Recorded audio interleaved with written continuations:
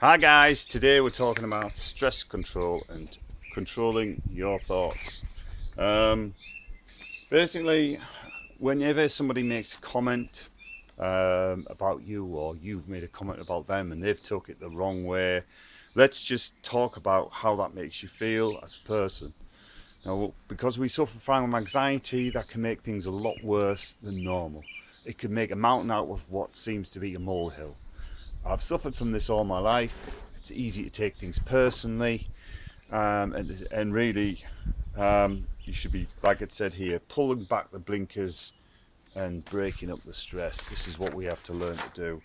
Um, really, I've gone through this, and there is 5 big challenges to learn.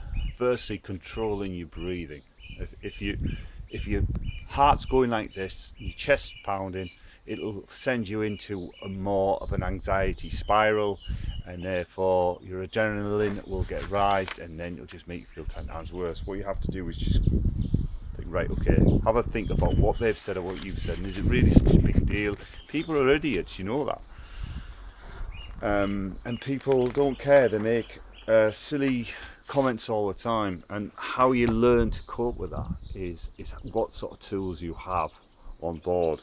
I mean, they may make a comment on your YouTube channel. They may make a comment in the streets, or what you're wearing, or how you've done. You know, and most people are self-centered. You know, we're living in a world of fools, aren't we? People who don't appreciate you, and your creativity, and your how hard you work, and how hard that you may have made it for your husband or your wife, and she's come in and just ignored it, or just thought, well, that takes all the role. Well, that someone with anxiety, that can just like poof, and you just want to get that and throw it in the bin, and that's not productive at all. Because at the end of the day, you did nothing wrong. Okay, it's them. They've had the hard day. They've been stressed. You've took it personally, and that's where we have to try and get that into control or into perspective. All right, weighing up the evidence. Am I right to think that? No, well, no, you're not, because if you think that you've made a horrible meal for somebody, they have made a comment about it. You've done your best. You know, I mean, there's an old saying in life: if you have nothing good to say about something, don't say anything at all. But we live now where we are controlled by the internet, and a lot of people take that, especially Facebook. Not that I've got involved in that so much, but you can see my videos on Facebook now and Google Plus. But that's another thing. Am I a failure? Am I right to think that? Um, I shout at the kids because I'm tired. Well, everybody does. Everybody gets tired, and when you get tired, your anxiety spikes. And when the anxiety spikes, that feeds the anxiety. The fatigue feeds it like a circle.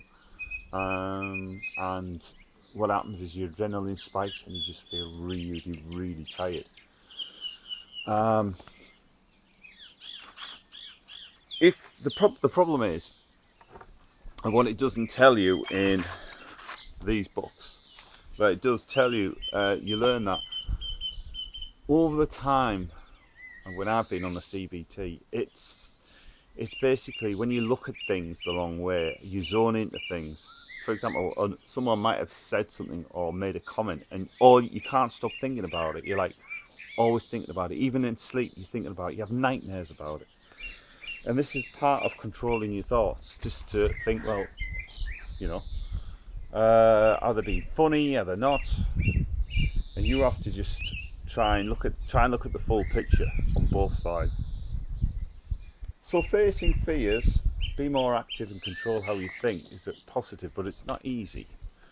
You know, I've walked away from these classes thinking, yeah, I understand that, but it's only over the case of counselling and years that I've learned to try and deal with it better. But even now, I'm struggling.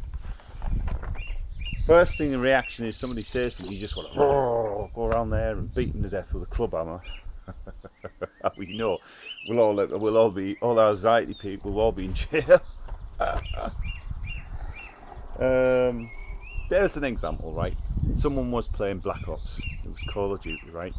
And the guy kept shooting him. I don't know what happened. He was cheating or whatever. Anyway, the guy actually came around his house and shot him.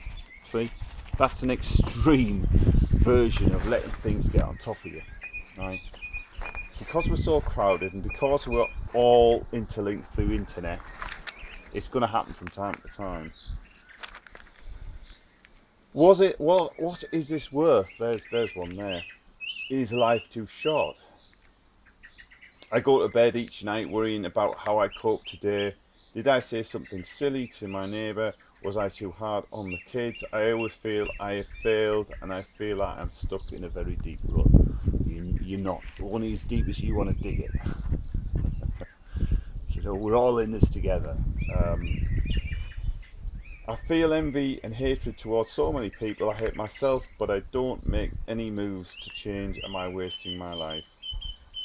Alright. Now that, again, you know, that's something that it's in your mind that we have to try and learn to get rid of, because, you know, at the end of the day, you're not wrong.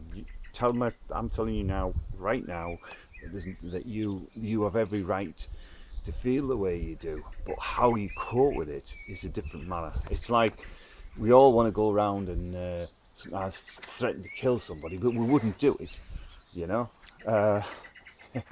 It's how we deal with being adults. But the other part about it is breaking up stress. All right, so you've got this big stress thing, and you've got to break it apart like a piece of ice. What's the point of going? I wouldn't change. I don't want to waste a place that somebody else could have had. I don't have the energy for this. I don't have the energy to continue on through the day. Right. The thing is, if you feel that way, baby steps. Do things gradually. Make a cup of tea. Maybe do a little bit of hoovering and then have a little bit of rest. Just gradual, right? There's no need to do everything in one big massive hurry, because you get more done in little baby steps and gradually, all right? Because anyone with anxiety will tell you that coping with even the smallest things can be so overwhelming, and it can send you into a spiral of depression real easy, where you just want to lock yourself away from everyone, so you don't get hurt or offended. It's a defense mechanism that's built into all of us, right? Since we were cavemen, you know, we've got this self-defense mechanism. We fear what people might say or what people might think of us. Our bosses, our spouses, our partners, the people in the street, it's all the same. And it's controlling the way that we handle a situation that makes us from actually getting depressed or just carrying on. So prepare to face the stress. All right, you get up in the morning and you think, right, okay, this is a new day today, things are going to be different. You can't change the way people think. If people think low of you or they hold grudges, well, you can't change that. They need to be a stress control manager and they need a counsellor, because that's not normal. I hear a lot of women who bitch about other women, and that's just nasty, you know. And you just need to draw yourself away from those people and have nothing to do with them, because you're a better person than them. They're just have nothing better to do, and that'll just make your anxiety 10 times worse. Maybe leave them out for a while. Prepare to face stress. I'm not going to hide and run away from it. I can work out a plan and deal with going to class. I can expect to feel stressed. So you've got to say, well, what's the worst thing that can happen? Exactly. You know, am I right to think that? Yeah, you are, because you've got anxiety. And anyway, there's how many times have you seen people driving along, normal guys with families, and they have a road rage incident for no reason at all. They got in front of them, someone's pulled out in front of them, they flash the lights, they start giving the verbals. So we're living in this type of world. So you have to pull back from that. So imagine that you've got someone behind you and he's flashing his lights. There's two ways to deal with it. Think, right, I'm not having this, you cheeky bastard. Or you can pull back, let him pass, and get on with it, because I guarantee you he'll be doing it with about every other motorist he passes. So that's what you have to think of. The thing is, I'll leave you with this: it's not you, it's them. All right. I think people with anxiety are the most sensitive, creative people in the world, and it's always them. Right? We live in a fast world.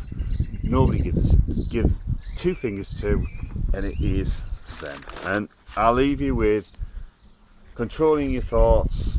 We'll be on about doing some more work later on, but thanks a lot for coming along, guys. Appreciate you viewing me. I am on Facebook now, on Google Plus. I don't monetize these with adverts. If you want to view my other content on reviews, they do have adverts on it, but these blogs won't. So thanks very much. Catch you later. Look at the flowers.